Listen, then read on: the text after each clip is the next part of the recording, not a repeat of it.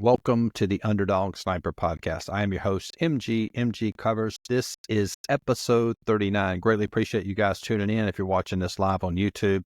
Greatly appreciate the support, or if you're listening to this on Spotify or iTunes. And I want to mention this before we dive into the actual podcast. If you regularly listen to this podcast on iTunes or Spotify, if you leave me a review on iTunes or Spotify, send me a screenshot of that. I'll send you a nice little bonus gift. I'll make it worth your while so that you're getting something more valuable than what you're doing for me. So just screenshot your review. Don't do it on YouTube, Spotify, or iTunes. Screenshot it. Send me an email, mg@mgcovers.com, and I'll give you a nice little bonus gift. All right, so episode 39, tons to talk about. We're probably going on a major rant here, so be prepared. But go ahead and give you the list of what we're going to talk about. We're going to review our week, show you all my wagers, show you year to date. Second big topic. If you follow me on Instagram, you already know this is coming. Why the majority of people that wager on sports are ignorant. It is at an all-time high in the sports betting, sports handicapping space. The majority of people that are involved in this industry, completely ignorant. And even people that, quote, claim to be, quote, professionals or sports handicappers. And finally, we're going to wrap it up. We're going to talk about sports handicappers and year-to-date records and why they're important. All right, so let's go ahead and dive into, I'll show you how we ended up. Not the best week for us. We had a little bit of regression here. We had this over up to 53 units year to date, but now we're sitting at 49.57. I'll show you NBA. NBA, we just had a losing skid, and I was questioning the model, which is probably not smart to do, because with any model, in any sport, you're going to have regression. I've showed numerous examples with the baseball model this past year. It went on just a brutal run to end the season, and we had like two really bad runs during the season. And when I say a bad run, meaning like a 3-10 run or a 5-15 run. So it's just normal regression. And probably there were some days I should have played here, but we jumped back on board. First wager we had since 12/12, but the last 3 days, the model itself has been profitable. So I think the model's good, just had some regression in there. So we'll continue to plug away, continue to wager on NBA. Let's take a look at, let's go back to year to date. Yeah, in NHL, since we started wagering NHL started off with a very brutal start there. But since that time, we went 5-2? Yeah, 5-2. We cashed a dog this week with Utah plus 158, LA Kings plus 103, and then we had a small one yesterday with St. Louis plus 101. And again, an underdog sport like NHL is a very good sport to wager. Underdogs cash similar to MLB roughly 40% of the time. So it's a very good sport. That means if they're cashing, 40% of the time, you're playing incorporating dogs into your daily wagers each day makes it significantly easier to profit long term. So yeah, excited about NHL and where we're going. As far as year to date, I don't know that we could end up with 60 units year to date. That was my goal going into the fall. We've been down. We had just a ton of success with NCAA football. Got all the way up to 10 units and should have stopped wagering. I talked about that in previous podcasts. Of course, since then I went down 15 units total. And I haven't wagered NCAA football. Didn't wager any NFL. The model did go 4-2, and I think that model is the way we've got it structured. I think it's a really good model. And I'll talk briefly on that. I'll go ahead and give you guys a super good tip. We're using one of the things we use in that model, and this is the model that I'm working with one of my stat model partners, Eric, who sends us the UFC free plays. We're using quarterback stats. I don't want to get into which stats we're using, how we're using it, but that's quarterback play in NFL is huge. So if we have a situation where a quarterback, we don't have enough stats on the new quarterback, it's simply a pass for us. Even though sometimes you can find opportunity in games like that, but for us, it's a pass. But nonetheless, quarterback play, extremely, extremely important in NFL. And if you look at the playoffs every year, the majority of time, it's the same quarterbacks every year, the good ones. You have to have a good quarterback to make the playoffs in the NFL. And so if that's the case, then if you're building a model, you would want to at least include some type of QB stats, at least for me. And that's what I found to be successful here these last couple of years. So that's where, all right. So let's dive into this. Now, I don't know how to start this other than the majority of people, and I've said this before, but I'm going to give you some specific examples. The majority of people that wager on sports are ignorant. And I've said this for a long time, and it seems now that it feels to me as this has gotten extremely worse. And this isn't a huge example. And I think the reason why it is the way it is, I don't think people understand, like, how do I improve? How do I get better? For example, when I first started, I wanted to find somebody that was successful in his business. And I forgot how I Googled it and came up with it, but I found these Bob McCune books, who was a successful sports handicapper, has passed away, but he wrote 3 books. I read all those, and that was basically the foundation on a lot of the concepts I use today. I learned from him. But most people, they have no education. Like, they didn't learn from a sharp. They didn't subscribe to a service like I do, where it's more than me just giving out plays. My service, you actually learn how to handicap and understand how to make successful wagers. Majority of people they're just making stuff up. They're just throwing out wagers. They have no baseline of education, or zero. They're just ignorant about how this works. And let me give you some examples. Again, not picking on Kelly in Vegas here, but you can see here, because all 3 of these lost, and again, we all take losses. But again, this is structured wrong. Jags +3, Colts +4, Pats +6.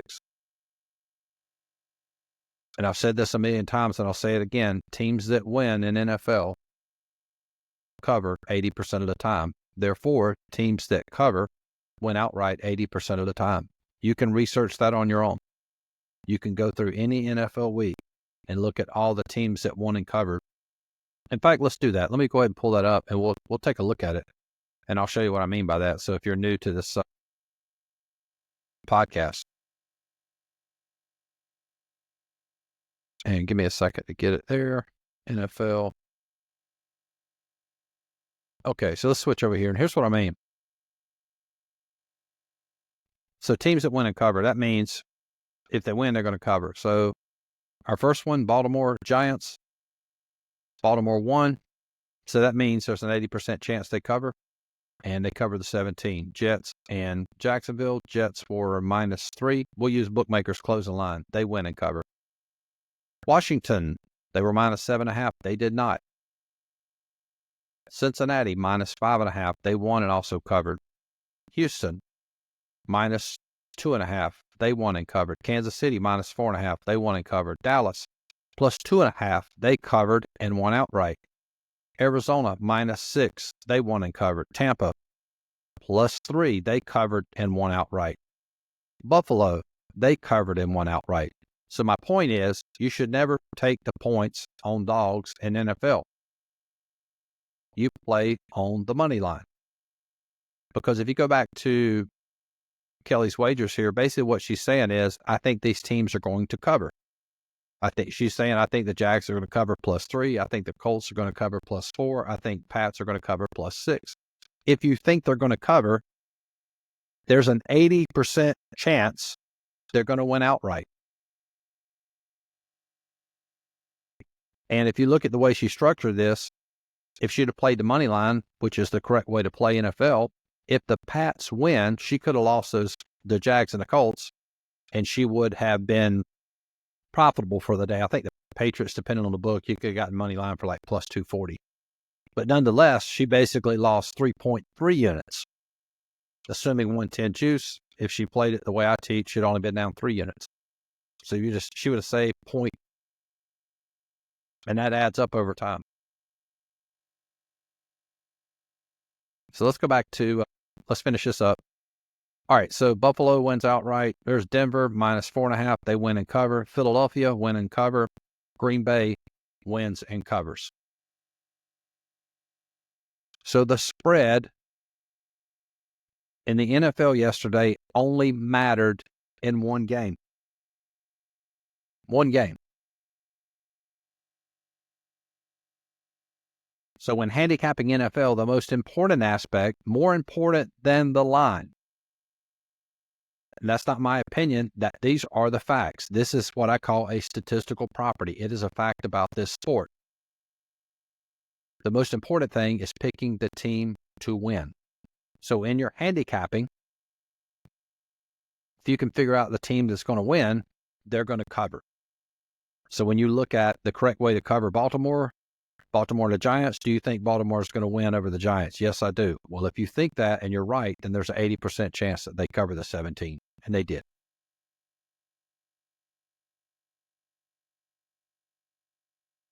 All right. Now let's take a look at this tweet. This is from yesterday. Same concept. This guy had Dolphins +3, Browns +4, Panthers money line, Titans +6. And again, I'm not picking on these people because they lost. Those of you who follow me for any length of time know that, I take losses all the time, right? Go through losing skid. I'm not criticizing the loss because that's part of this business. I am criticizing the way he structured this, the way he's got these wager structured is incorrect. Panthers money line. You should never, ever, ever, ever play a favorite on the money line in NFL. Never. So he probably, there's one exception. I'm going to explain that in a second. So Dallas, let's go over to this game here. So Dallas and Carolina, he plays Carolina. You're much better. Why should you lay the 2.5?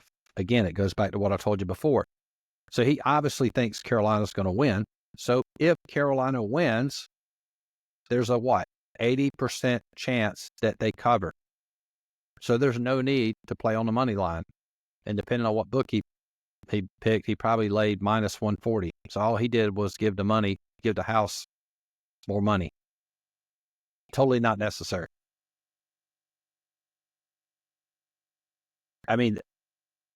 When I brought my business online, so I was wagering on my own professionally 2014, 15, 16, 17, 18. And in 2019, when I was like, hey, I wonder if people will pay me for my power rankings. That was the premise of how I started. I thought people would know. All the things that I thought people would know was mind-boggling. But I am amazed at how ignorant people are that encounter this business. It's probably not people who listen to this podcast. So big shout out to you guys because I think you guys understand it, but I'm just appalled and just flabbergasted how ignorant people are about this industry.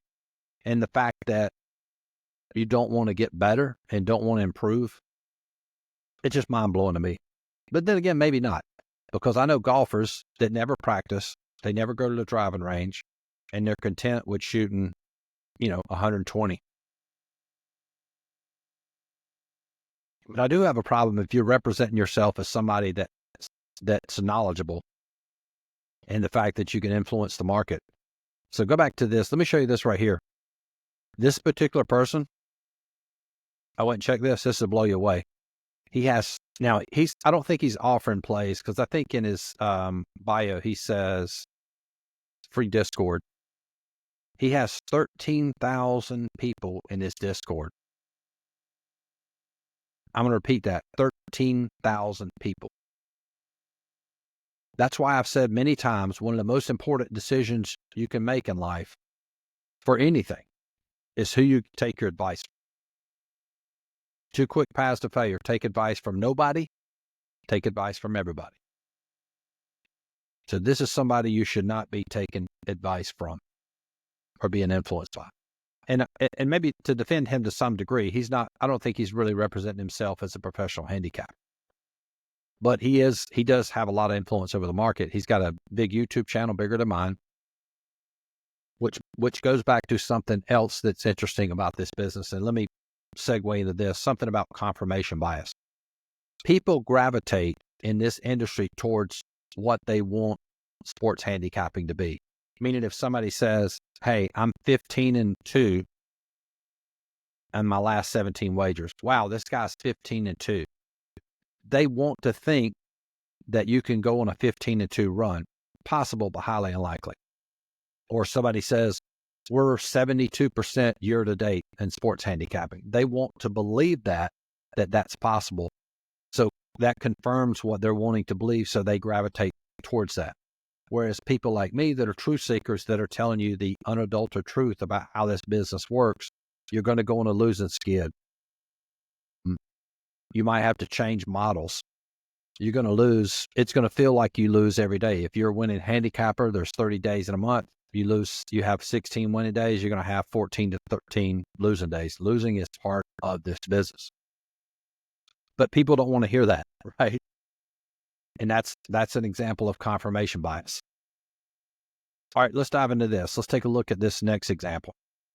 Now, this guy here is actually representing himself as a professional. He's actually selling his services to the general public. And this was, I guess somebody leaked his card yesterday. Now, I shared this on Instagram. I would think that the majority of people, that if you just had a smidge of intelligence about sports handicapping, you'd be able to look at this and say, this is absolutely no way, shape, form the correct way to play a teaser. So he plays 3 different teasers and puts one team in all 3 teasers. And again, this sounds elementary, but the reason that is an extremely terrible approach to teaser, if that team loses or they don't cover the 1.5 and Washington did not, you're going to basically lose all 3. Similar to a parlay.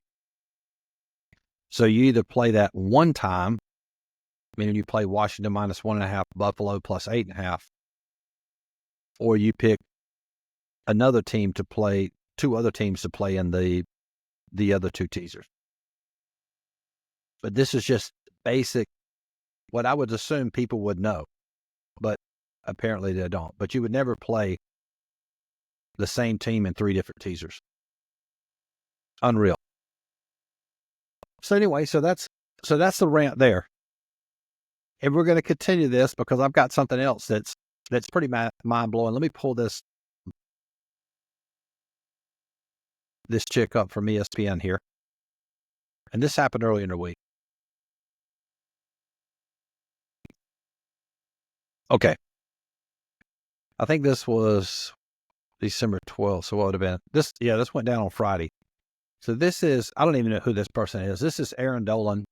Now, you have a lot of this where a lot of these companies, ESPN, they're having these, I guess, Instagram models talking about sports because they know that men are weak. And if you put a pretty person on TV or wherever, men and with low self-esteem are going to be attracted to that.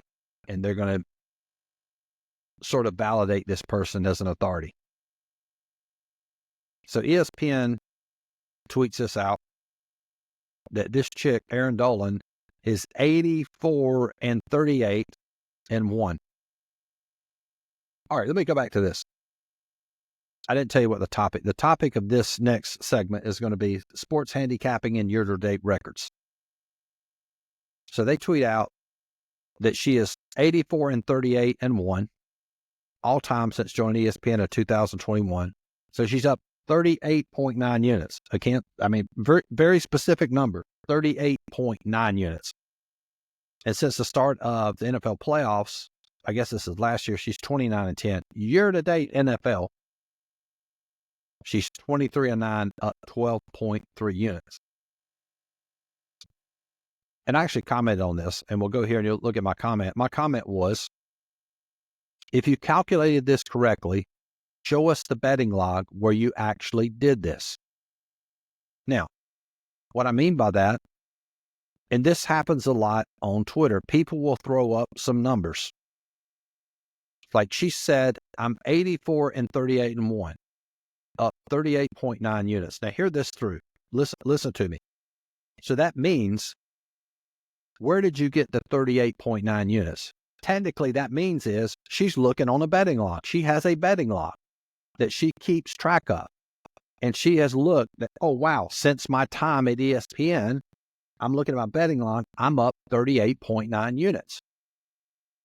And the point to be made is, when you show records whether it's year to date, whatever it is, you have to show your work on social. If you do not, you have zero credibility in the sports betting arena. For example, there's mine. So if I say, hey, I am up 49.57 units year to date. There's my year to date. And of course, I have all the tabs for all the sports. You could add it up on your own. Fully transparent, fully disclosed to everyone to see. Now, some people might look at this and say, wow, you could have easily made those numbers up. I don't believe it. That I'm cool with. But at least I am, quote, showing my work. Because when you see things like this on the internet, on social media, when people touting these unrealistic numbers, 23-9 for the NFL season, and there is no betting log attached to it that you can verify, 99.99% of the time, it's fraudulent. And another interesting take on this, I'm almost thinking that ESPN may have prompted her. I don't know for sure, but ESPN may have prompted her, or they, quote, made this up so that people can look at her and go, wow, if she's up 38.9 units, then I can do this. Then I can replicate this. I can duplicate this. And it's the same thing with the other kid that I mentioned. He does a sports betting show on YouTube sponsored by BetMGM. And probably has set up, an affiliate link to get money off of them as well. Not saying that's a bad thing, but I'm saying I think some of this might be tied to the sports books, meaning like, hey, if this, we want you to basically tout a, quote, unrealistic, fraudulent record, because that gives the average bettor thinking that they have a shot at this as well. But in any event, if you see something on the internet, a record, without a betting log or some type of confirmation, 99.99% of the time, it's fraudulent. That's just where we are. Now, somebody could be a professional handicapper. They might not offer their services to the public. And they might say, hey, I'm up 120 units year to date. They can say it, and that's fine. And it might be true. But in the, quote, sports betting space and social media where we are right now, you have zero credibility. In fact, I would argue if you throw out a number with no way to prove that, I think you lose credibility in the sports betting space. So and I think majority of people that listen to my podcast would probably agree with this and already understand this. But again, it's just where we're at in this industry. Because again, going back to what I've always said about this business and what I learned from Bob McCune said that 97% of the people that wager on sports are not profitable long-term. It's only 3%. I think that it's slightly higher than that now. So I think it's 5%. And I posted something on Instagram. If there was a law, you could only post your year-to-date records. Like everybody, the only thing they couldn't post daily. They couldn't post daily. Like, hey, we went 5-2 in NFL yesterday. We went 3-0 in NHL. The only thing they could post was their year-to-date record. Sports betting would look like it is impossible. Because 95% of what you would see every day would be nothing but losing records. And if you think about social media space with regards to sports handicapping, what do you see majority of the time? Short term. We're on a 10-2 run. We went 3-0 in NHL. We're on a 15-7 run. All of it is short term. And then when somebody does post something that's long term like this, no way to verify it. No betting log, nothing. Just throwing out some arbitrary numbers. And this will continue to be a problem. This will continue to get worse. And I don't think that there's anything that we can do about it. The only thing for you as the consumer, and again, if you aspire to learn this business, you don't have to learn it from me. There's a lot of ways that you can get better at this business. I do offer a service, by the way. If you're interested in that, there's a link in the description. For $50 a month, you can get access to all my lines for all sports, as well as all my coaching videos. We have probably, I think, we're approaching 200 coaching videos on the website. You can watch those coaching videos, get better. at Sports Handicapping. It's a very inexpensive $50 a month. If you want access to all my plays, that's $100, and you can join for a year as well. Link in description. But this is going to continue to get worse. But buyer beware. If you see somebody that posts a record without any way to verify it, 99% chance it's fraudulent or not real. So anyway, sorry about the long rant, but it was something I wanted to say to get this off my chest. And I hope you enjoyed the podcast. We'll be back next week hitting episode 40. Greatly appreciate you guys tuning in. Got a ton of content I'm going to pump out this week and look forward to it. Talk to you guys soon. Peace.